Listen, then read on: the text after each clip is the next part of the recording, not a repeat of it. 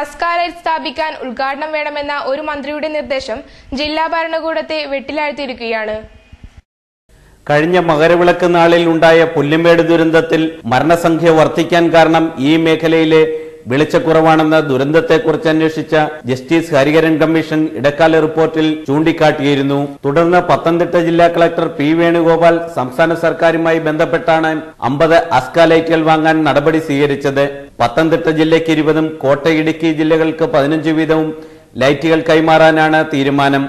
ശബരിമലയുമായി ബന്ധപ്പെട്ട് അപകട സാധ്യത കൂടുതലുള്ള പമ്പ സന്നിധാനം മേഖലകൾക്കു പുറമെ പുല്ലുമേട്, ഉപ്പുപാറ, സത്രം, നിലയ്ക്കൽ, പാണ്ടിത്താവളം, ഹിൽടോപ്പ് എന്നിവിടങ്ങളിൽ സൂക്ഷിക്കാനുള്ള ലൈറ്റുകളാണിത്.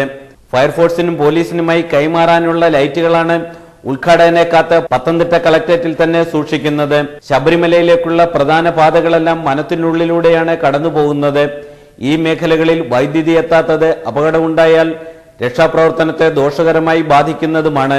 ഇതിനെല്ലാം പരിഹാരമായാണ് അസ്കാലൈറ്റുകൾ മണ്ഡലകാലം ആരംഭിക്കുന്നതിന് മുമ്പ് പത്തനംതിട്ടയിൽ എത്തിച്ചതും. എന്നാൽ അസ്കാലൈറ്റിനും ഉദ്ഘാടനം വേണമെന്ന ഒരു മന്ത്രിയുടെ നിർദ്ദേശം ജില്ലാ ഭരണകൂടത്തെയും വെട്ടിലാക്കിയിരിക്കുകയാണെന്ന് അറിയുന്നു. മന്ത്രിയുടെ തിരക്ക് കഴിയട്ടെ എന്നാണ് അദ്ദേഹം അറിയിച്ചിരിക്കുന്നത്.